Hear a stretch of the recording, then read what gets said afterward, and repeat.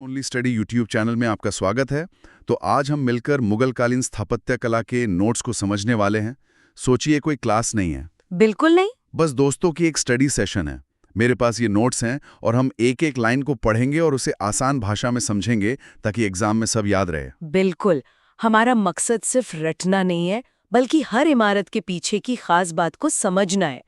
कौन सी इमारत पहले बनी, किसने बनवाई और उसकी सबसे जरूरी खासियत क्या थी। तो डरना बिल्कुल नहीं है, चलो शुरू करते हैं। हाँ, हम हर पॉइंट को ऐसे तोड़ेंगे कि वो दिमाग में बैठ जाए। चलिए बाबर से शुरू करते हैं। ठीक है, तो पहला पॉइंट है बाबर के बारे में।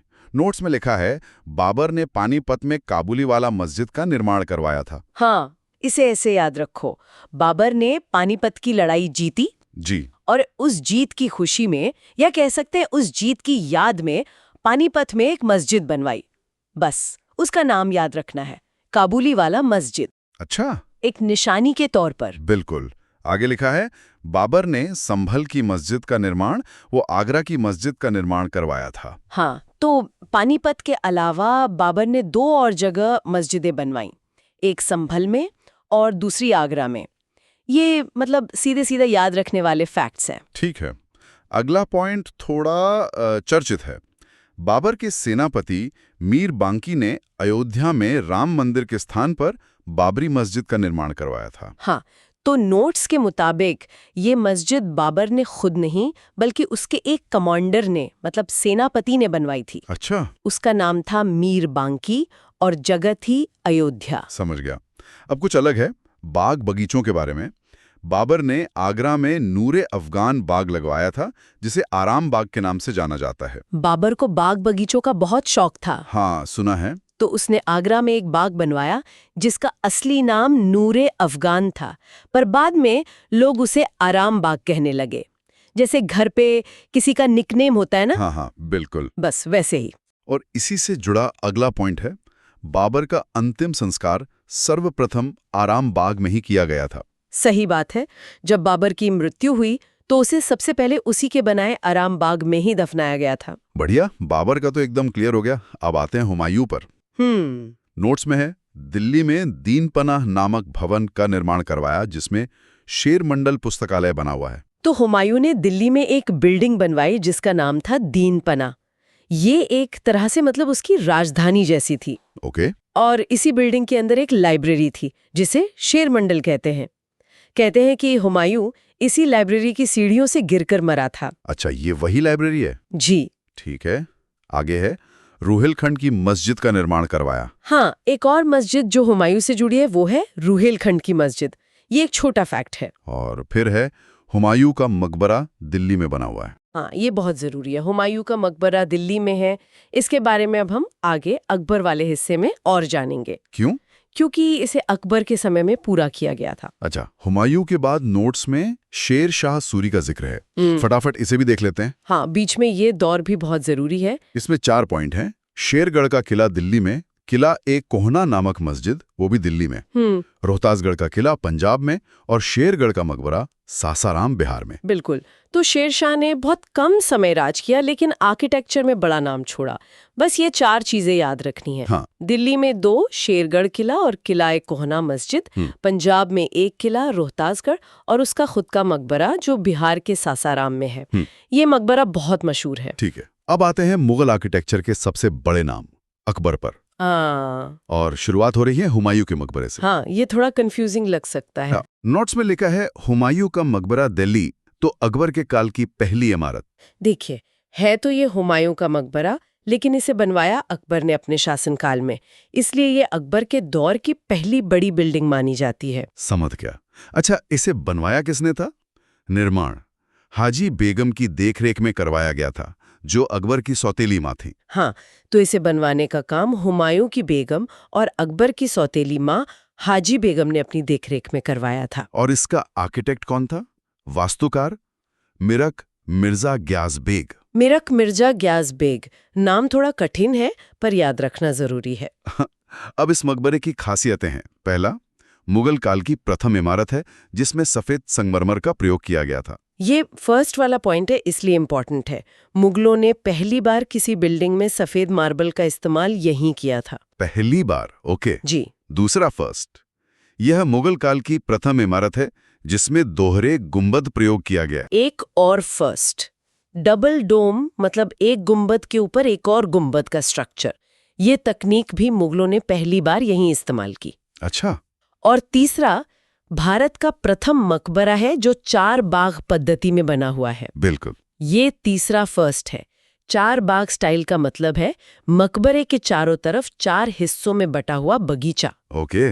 भारत में इस स्टाइल का पहला मकबरा यही था। वाह, मतलब 3 नई शुरुआतें इसी एक इमारत से हुई। हाँ। आगे लिखा है, मुगल परिवार के सर्वाधिक सदस्य को हुमायूं के मकबरे में दफनाया गया था। इसे मुगलों का एक तरह से फैमिली ग्रेवयार्ड भी कह सकते हैं। सबसे ज्यादा शाही परिवार के लोग यहीं दफन हैं। और एक आखिरी पॉइंट है इससे जुड़ा, क्रांति के दमन के दौरान हडसन ने बहादुर शाह जफर को इसी मकबरे से गिरफ्तार किया था। हाँ, ये मॉडर्न हिस्ट्री से जुड़ा एक फैक्ट है जी। 1857 की क्रांति के समय आखिरी मुगल बादशाह बहादुर शाह जफर ने यहीं शरण ली थी। और अंग्रेज अफसर हडसन ने उन्हें यहीं से पकड़ा था। जी बिल्कुल। हुमायूं का मकबरा तो बहुत ही खास था। अब अकबर के बनाए किलों की बात करते हैं। पहला है आगरा का किला। आगरा का किला यमुना नदी के किनारे और बादलगढ़ के खंडारों के स्थान पर अकबर ने निर्माण करवाया था। हाँ, तो ये किला यमुना नदी के किनारे है और यहाँ पहले से एक पुराना किला था बादलगढ़। अकबर ने उसी के खंडारों पर ये नया और मजबूत किला बनवाया। ठीक है, इसका वास्तुकार कौन था? आगरे के किले का वास्तुकार कासिम खान था। कासिम खां। देखिए, हुमायूं के मकबरे का था मिरक मिर्जा और इसका कासिम खां। हाँ, अलग अलग नाम है। किले के 2 दरवाजे हैं, एक दिल्ली दरवाजा, दूसरा अमर सिंह दरवाजा। जी, बस 2 मेन गेट्स के नाम याद रखने हैं। आगरा के अलावा भी अकबर ने कुछ किले बनवाए हैं। हाँ, एक पूरी लिस्ट है। अटक का किला और लाहौर का किला, फिर इलाहाबाद का किला, जिसके बारे में लिखा है कि ये अकबर द्वारा निर्मित किलों में सबसे बड़ा किला था। बिल्कुल। अटक और लाहौर के किले भी अकबर ने बनवाए और इलाहाबाद वाला किला जितने किले अकबर ने बनवाए उनमें सबसे बड़ा था। और एक है अजमेर का किला। इसके 2 और नाम हैं, अकबर का दौलत खाना और मैगजीन दुर्ग। हाँ, क्योंकि अंग्रेज इसे अपने हथियार मतलब मैगजीन रखने के लिए इस्तेमाल करते थे, इसीलिए मैगजीन दुर्ग। अच्छा, अब समझ आया। अब आते हैं अकबर की सबसे शानदार क्रिएशन पर, फतेहपुर सीकरी। हाँ, एक पूरा का पूरा शहर। फतेहपुर सीकरी 1569-70 आगरा। निर्माण कार्य अकबर ने 1569-70 में करवाया था। वास्तुकार बहाउद्दीन। और 1569 से 85 तक अकबर की राजधानी फतेहपुर सीकरी रही थी। बिल्कुल। अकबर ने आगरा के पास एक पूरा नया शहर बसाया, फतेहपुर सीकरी। इसका आर्किटेक्ट था बहाउद्दीन और लगभग 16 साल तक ये मुगल साम्राज्य की राजधानी भी रही। लेकिन राजधानी तो बदलती रही थी ना।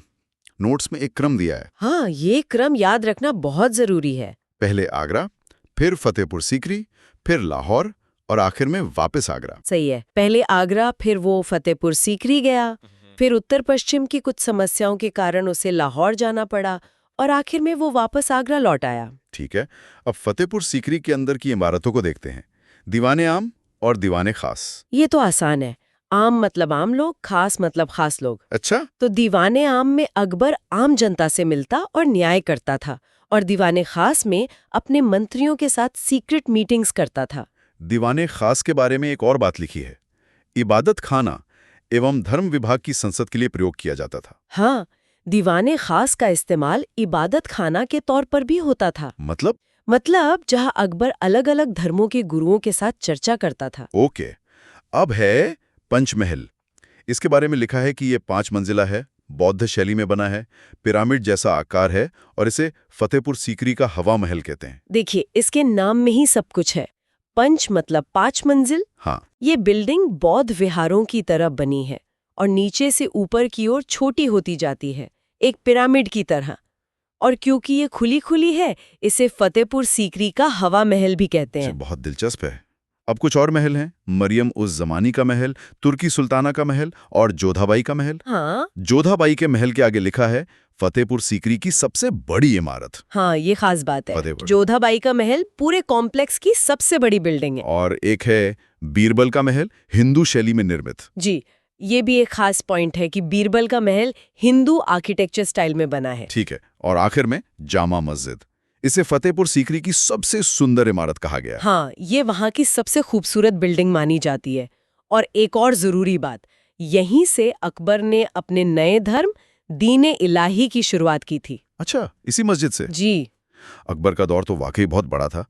अब आते हैं जहांगीर के समय की इमारतों पर। यहाँ से स्टाइल में एक बड़ा बदलाव आता है। पहला ही नाम है एतमाद दौला का मकबरा, आगरा। इसका वास्तविक नाम मिर्जा ग्यास बेग। एतमादौला असल में नूरजहां के पिता थे, जिनका असली नाम मिर्जा ग्यास बेग था। ये उनका मकबरा है। इसे बनवाया किसने? जहांगीर के काल में निर्माण नूरजहां की देखरेख में बनाया गया। हाँ, तो बनवाया जहांगीर के राज में गया, पर इससे बनावने का पूरा काम नूरजहां ने ही देखा था। इस मकबरे की सबसे बड़ी खासियत क्या है? नोट्स में लिखा है, एतमाद दौला के निर्माण में पित्राड्यूरा का प्रयोग। ये पित्राड्यूरा क्या है? ये इस मकबरे की सबसे बड़ी खासियत है। पित्राड्यूरा एक तकनीक है जिसमें संगमरमर में कीमती पत्थर जड़े जाते हैं। अच्छा, जड़ाई का काम। हाँ, और भारत में इसका पहला इस्तेमाल यहीं हुआ। अरे वाह! और एक और फर्स्ट है, मुगल काल की प्रथम इमारत जो पूरी तरह संगमरमर से निर्मित है। एक और बहुत बड़ा फर्स्ट। याद कीजिए, हुमायूं के मकबरे में पहली बार संगमरमर का इस्तेमाल हुआ था। हाँ, लेकिन ये पहली बिल्डिंग है जो पूरी तरह सफेद संगमरमर से बनी है, ताजमहल से भी पहले। ये तो बहुत बड़ी जानकारी है। ठीक है, जहांगीर और नूरजहां से जुड़े कुछ और मकबरे भी हैं। जी। जहांगीर का मकबरा शाहदरा, लाहौर। नूरजहां ने इसका निर्माण करवाया। हाँ, जहांगीर का मकबरा लाहौर के पास शाहदरा में है और इसे भी नूरजहां ने बनवाया। और नूरजहां का मकबरा भी शाहदरा में ही है। जी, वहीं पास में है। और एक आखिरी है असमत बेगम का मकबरा, आगरा। इन्हें बेबी ताज के नाम से भी जाना जाता है। असमत बेगम नूरजहां की मां थीं। उनका मकबरा आगरा में उनके पति मतलब एतमाद दौला के मकबरे के पास ही है और इसे भी नूरजहां ने ही बनवाया था। तो ये थे मुगल स्थापत्य कला के शुरुआती दौर के सबसे जरूरी पॉइंट्स, बाबर से लेकर जहांगीर तक। हाँ, और एक बात सोचने वाली है, हमने देखा कि हुमायूं का मकबरा हाजी बेगम ने बनवाया, एतमाद दौला का मकबरा नूरजहां ने बनवाया, जहांगीर का मकबरा भी नूरजहां ने बनवाया। हाँ, ये तो है। तो क्या हम कह सकते हैं कि मुगल आर्किटेक्चर को शानदार बनाने में सिर्फ बादशाहों का नहीं, बल्कि मुगल महिलाओं का भी बहुत बड़ा हाथ था? इस पर सोचना जरूर चाहिए। बहुत बढ़िया पॉइंट है। चलो, अब परीक्षा से ठीक पहले के लिए एक फटाफट रिवीजन करते हैं। जरूर। बाबर। पानीपत की काबुली बाग मस्जिद, संभल और आगरा की मस्जिदें और आगरा का आराम बाग। हुमायूं। दिल्ली में दीन पनाह, जिसके अंदर शेर मंडल लाइब्रेरी थी। शेरशाह सूरी का सबसे जरूरी। सासाराम बिहार में उसका खुद का मकबरा। ठीक है। हुमायूं का मकबरा जो अकबर के काल में बना। अकबर के काल की पहली इमारत और 3 फर्स्ट, पहला चारबाग, पहला डबल डोम और पहली बार सफेद संगमरमर का इस्तेमाल। बहुत अच्छे। अब अकबर का दौर। आगरा, लाहौर, इलाहाबाद, अजमेर के किले और अपनी राजधानी फतेहपुर सीकरी बसाई, जिसका वास्तुकार था बहाउद्दीन। और फतेहपुर सीकरी के अंदर पंचमहल जो बौद्ध शैली में है, जोधबाई का महल जो सबसे बड़ा है और जामा मस्जिद। अब आते हैं जहांगीर के काल पर। एतमाद दौला का मकबरा नूरजहां ने बनवाया। और 2 सबसे बड़े फर्स्ट। पहली इमारत जो पूरी तरह संगमरमर की बनी और पहली बार पित्राड्यूरा तकनीक का इस्तेमाल। और जहांगीर का मकबरा लाहौर के शाहदरा में, और इसे भी नूरजहां ने ही बनवाया। बस इतना याद रख लिया तो इस टॉपिक से कोई सवाल नहीं छूटेगा। All the best.